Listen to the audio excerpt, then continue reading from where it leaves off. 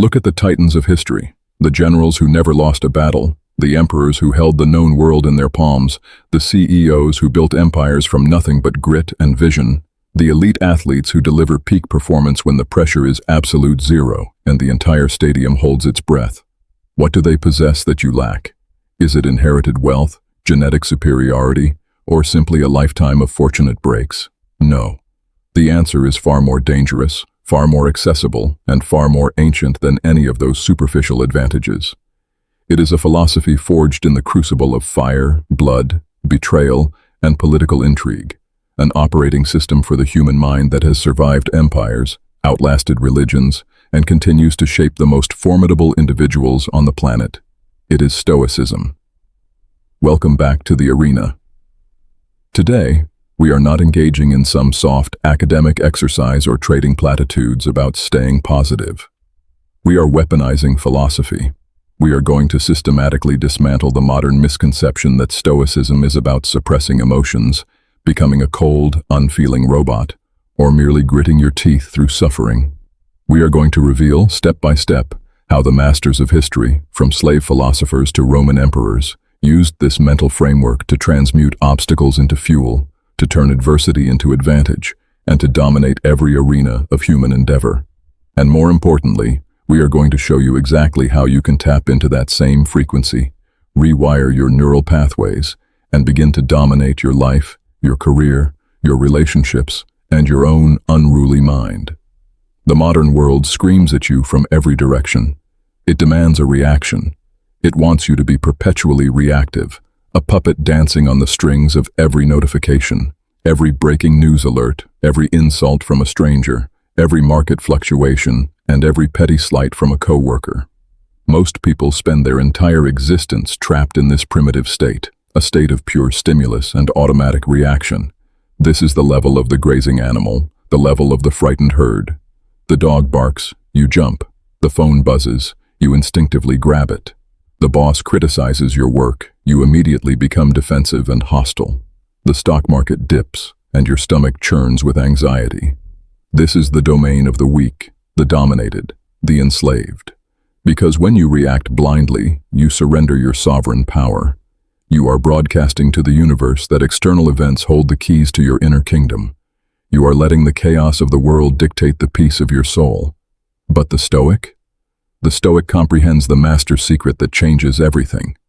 The secret resides entirely in the gap, the infinitesimal, yet infinite space between the stimulus that hits you and the response that you choose to emit. Viktor Frankl, the psychiatrist and neurologist who survived the unspeakable horrors of the Nazi concentration camps, articulated this with devastating clarity when he wrote, "Between stimulus and response, there is a space. In that space is our power to choose our response. In our response lies our growth and our freedom." Think about the gravity of that statement coming from a man who lost everything and endured hell on earth. If he could find that space in Auschwitz, then you can find it in your traffic jam, your frustrating meeting, or your relationship conflict. The powerful mind does not waste energy trying to eliminate emotions. That is impossible and unnatural. Instead, it masters the pause.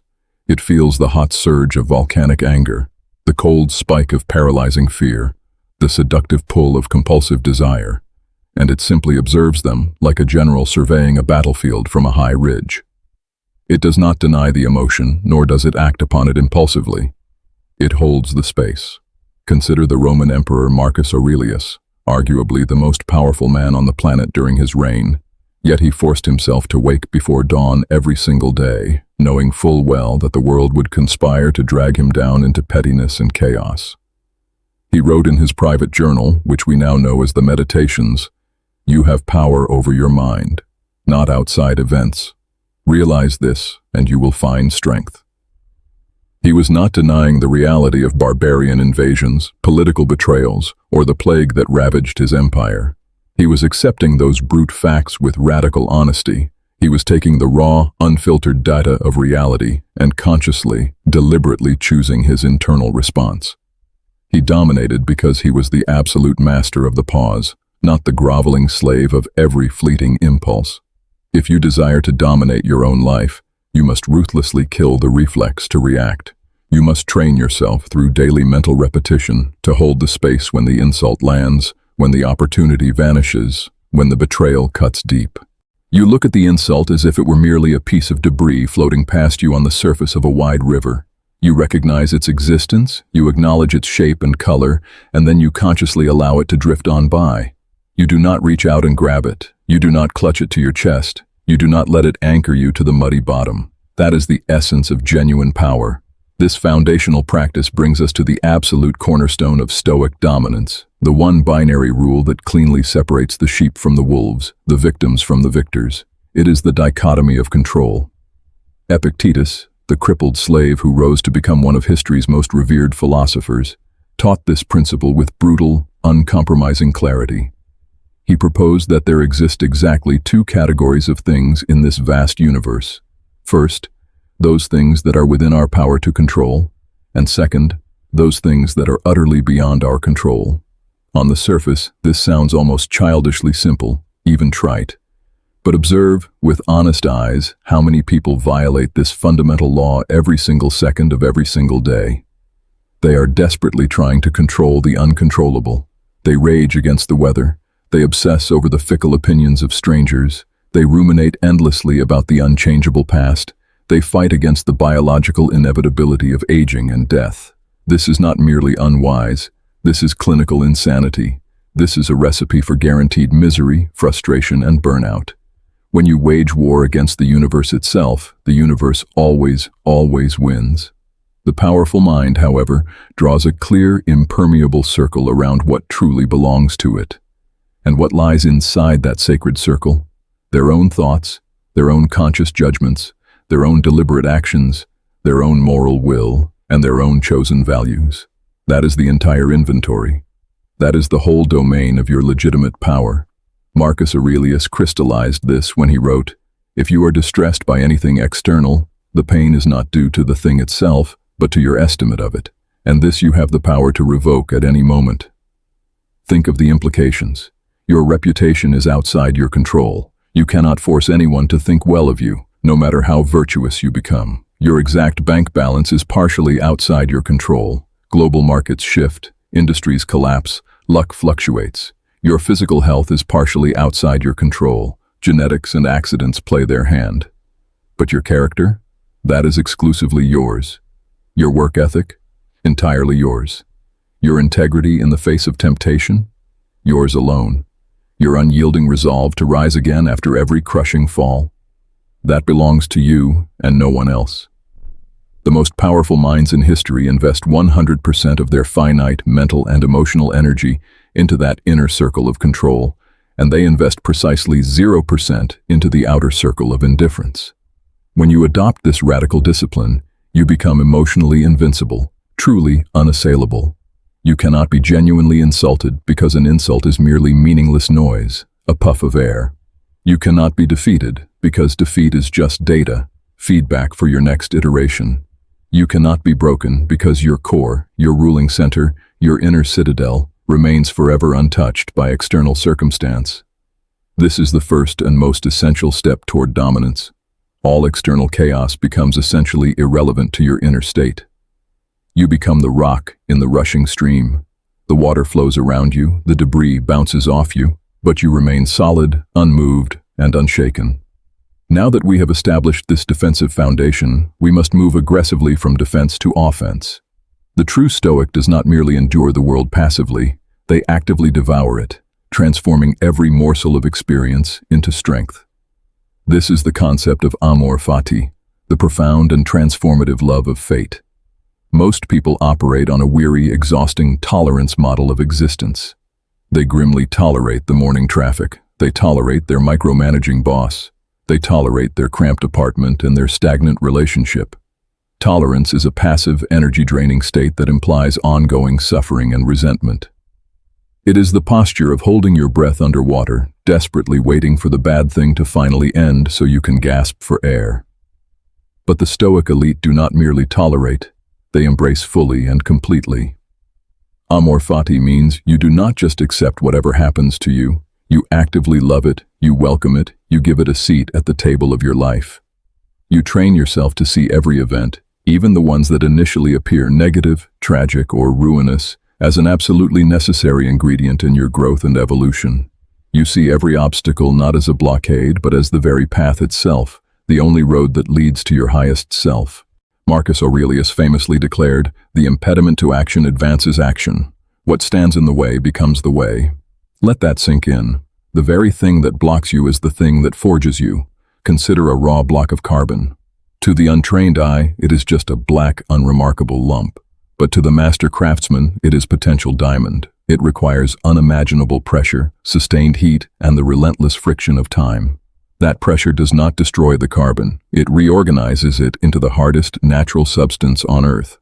When a truly powerful mind encounters a crushing setback, a devastating bankruptcy, a soul-shattering breakup, a humiliating professional failure, they do not cry out in self-pity, "Why me?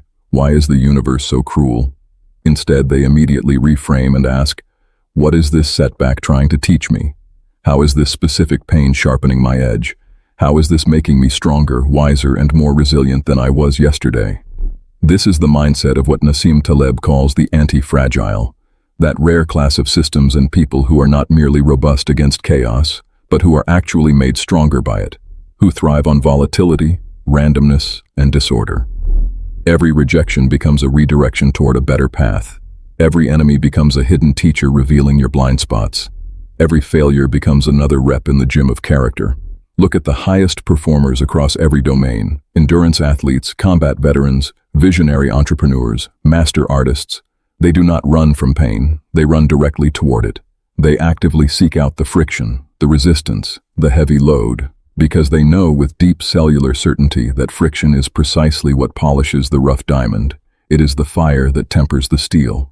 When you internalize Amor Fati, you permanently remove the toxic concept of victimhood from your internal vocabulary. You become the active author of your own unfolding story, regardless of the raw materials the world throws at you.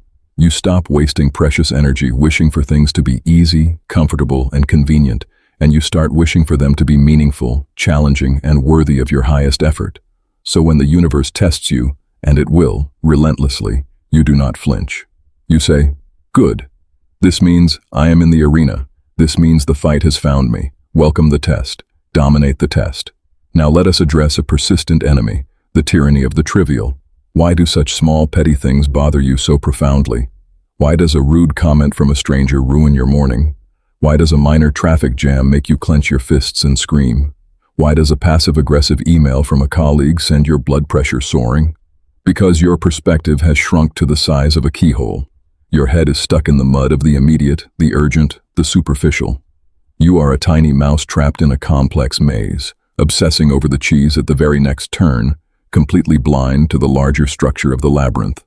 The powerful mind employs a stunningly effective cognitive antidote known as the view from above. This is a deliberate, meditative exercise that forcibly pulls your awareness out of the dirt and allows you to behold the cosmic scale of existence. Marcus Aurelius regularly practiced this mental ascent.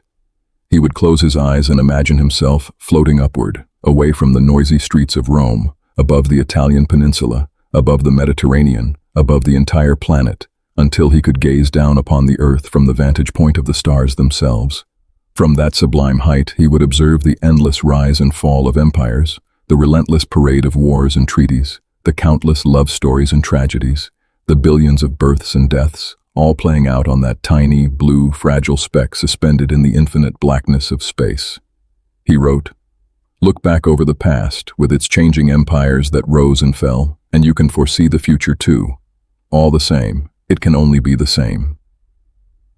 When you intentionally zoom out to this degree, your personal problems shrink to their proper microscopic proportions. That frantic deadline at work becomes a single tick of a single clock on a single day in an infinite timeline. That heated argument with your partner becomes a fleeting, passing storm cell in the vast weather system of your shared life. That paralyzing fear of public failure becomes nothing more than a whisper in a cosmos filled with exploding supernovas, colliding galaxies, and dying suns. Now, some might object that this perspective leads to nihilism, depression, or a sense of insignificance. But the Stoic knows the opposite is true. It liberates you. It grants you the gift of proportion. Imagine you are a general commanding a vast army in a desperate battle. Your forward position is being relentlessly bombarded. Your troops are in disarray and the mud and panic cloud your vision. If you keep your eyes fixed only on the trench, you see only chaos and despair. But if you climb the highest hill, if you elevate your perspective, you suddenly perceive that the enemy's supply lines are dangerously overextended. You see the weak point in their flank. You see the hidden valley that leads to victory. Perspective reveals the hidden strategy. The view from above breaks the hypnotic spell of anxiety and catastrophizing. You come to realize that the vast majority of the things that keep you awake at night are, in the grand sweep of history, utterly trivial. This does not mean you become indifferent to your life. It means you become selective about where you invest your finite emotional capital. You reserve your energy for virtue, for meaningful action, for the cultivation of excellence, rather than squandering it on fear, ego defensiveness, and petty grievances. Dominate by rising above the deafening noise of the ordinary. And now we arrive at the principle that truly separates the merely philosophical from the practically powerful. The principle that turns abstract wisdom into urgent, concrete action. Memento Mori. Remember that you will die. In our modern, sanitized, digitally distracted world, we have constructed elaborate psychological defenses to avoid even contemplating our own mortality. We cover it up with cosmetics and medical procedures. We numb ourselves with endless streaming content and social media scrolling.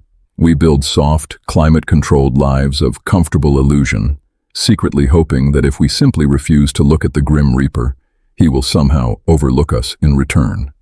But the Stoic does the exact opposite. The Stoic gazes directly into the face of death. Every single day. And why would anyone voluntarily subject themselves to such a grim meditation?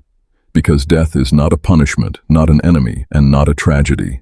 Death is a deadline. It is the ultimate editor-in-chief of your life. It ruthlessly cuts through the clutter and clarifies exactly what matters and what is pure, unadulterated nonsense.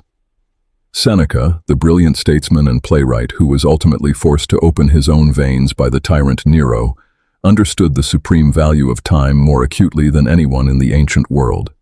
He wrote, "Let us prepare our minds as if we'd come to the very end of life. Let us postpone nothing. Let us balance life's book each day." He recognized that we do not actually possess a future life ahead of us. We only possess a succession of todays, each one a precious, non-renewable gift. When you genuinely meditate on your own mortality, you stop procrastinating on the things that matter most. You stop drifting through life on autopilot, a passive passenger in your own existence. You stop postponing your deepest dreams for a someday that may never, in fact, arrive. You awaken to the stark reality that you are not a tourist on this planet, here merely for sightseeing and amusement. You are a soldier, a warrior, placed on a specific mission, and that mission must be completed before the final sun sets on your consciousness. Memento Mori turns the volume dial up to maximum on your life. It infuses you with boldness, decisiveness, and a glorious indifference to petty social judgment. It makes you unafraid to take calculated risks, to speak your truth, to love fiercely, and to pursue your calling with relentless passion. After all, what is the absolute worst-case scenario? You fail, you fall, and eventually you die. That is the universal human fate. So what exactly are you waiting for? The powerful mind acts with ferocious urgency. They do not say, "I'll start that business next year, once I have more capital and confidence." They take the first imperfect step tomorrow morning. They do not say, "I'll repair that fractured relationship later, when the timing feels better." They pick up the phone and make the call today. They do not say, "I'll finally get into physical shape eventually, when I have more free time." They lace up their shoes and go to the gym right now, because they understand that the tombstone is not merely an endpoint. It is a mirror. It reflects back the truth of who you really were. If you were to die today, at this very moment, would you be able to say with unshakable conviction that you have done what you were born to do? The Stoic trains themselves to ensure that the answer is always a resounding, unequivocal yes. Let death be your most honest advisor, your most demanding coach. Let it drive you to dominate. You have now built the discipline. You have accepted your fate. You have gained the perspective. But the critical question remains, How do you maintain this elevated state when the world is literally igniting around you, when the storm is at its fiercest, when the enemy is at the gates? You must build and fortify the inner citadel. This is the impregnable fortress of your soul, the sacred sanctuary that no external force can ever breach unless you voluntarily open the gates. Epictetus taught his students a startlingly stark truth. You are a soul carrying a corpse. Your physical body is merely flesh, bone, and chemistry. It can be shackled, tortured, broken, and ultimately destroyed. But your ruling center, your hegemonicon, the executive core of your consciousness, that can never be chained, never be coerced, never be conquered, unless you give your own assent to that conquest. Your thoughts are intrinsically free. Your will is inherently free. Your moral judgment is inviolably free. This is the ultimate, unassailable dominance. When you have constructed this inner citadel through daily practice and self-examination, you become literally impossible to conquer. The enemy can burn your city, seize your financial assets, assassinate your reputation with lies, and destroy your physical body. But they cannot touch your mind, because the gates of that fortress are locked with the steel of reason, and you alone, hold the singular, unbreakable key. Marcus Aurelius encapsulated this astonishing power when he wrote, "You always own the option of having no opinion. There is never any need to get worked up or to trouble your soul about things you can't control." This is the supreme, almost unfair cheat code of human existence. You have the sovereign option to simply decline to have an opinion about trivial or external matters. Someone publicly calls you a failure and a fraud. You look at that incoming thought projectile and you calmly declare, "I am not accepting that delivery. Return to sender." You discard it without a second thought. The toxic package is sent back. Your boss screams at you in a fit of irrational rage. You step back into the shelter of your citadel.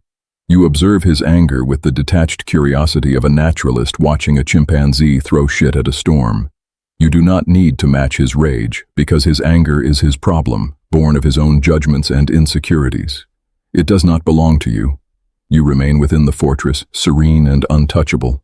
The powerful mind never, ever seeks validation from the fickle, ever-shifting outside world. The only validation that holds any weight comes from within, from the quiet voice of your own conscience. They measure themselves against their own internal standards of virtue, wisdom, courage, and justice, not against the fleeting, ignorant opinions of the mob or the approval of social media. If you look to the world for a sense of worth, you have made yourself a servant, a beggar at the feast. If you look to your own soul for that sense of worth, you have made yourself a king, an emperor of your own inner domain. So build your citadel brick by brick, decision by decision, habit by habit. Fortify it every single morning with the stones of reason, the mortar of discipline, and the steel of logic. And then watch, with a kind of detached awe, as the outside world, with all its manufactured chaos, its manufactured drama, and its manufactured crises, becomes nothing more than a distant thunderstorm that can never truly touch you. So after all this, let us return to the fundamental question: what does it truly mean to dominate? It is not, as many mistakenly believe, about crushing others under your heel, accumulating vast material wealth, or achieving fleeting fame and recognition. Those are all externalities, mere shadows flickering on the wall of Plato's cave. They are ephemeral, unreliable, and ultimately unsatisfying. True dominance, the profound and unshakable kind practiced by the most formidable minds in human history, is exclusively and entirely about mastery over the self. It is the almost supernatural ability to stand squarely in the middle of a raging war zone, whether that war zone is literal, professional, relational, or internal, and to maintain a peace so deep, so profound, and so radiant, that it makes the enemy, the competitor, and the naysayer pause and question their own assumptions. It is the iron discipline to wake up at 5 a.m., not because some guru told you to, but because you feel a burning hunger to seize the day by the throat before the world has the chance to impose its chaos upon you. It is the raw courage to speak your unvarnished truth, even when your voice trembles and your palms sweat, because you know that silence is a form of complicity with falsehood.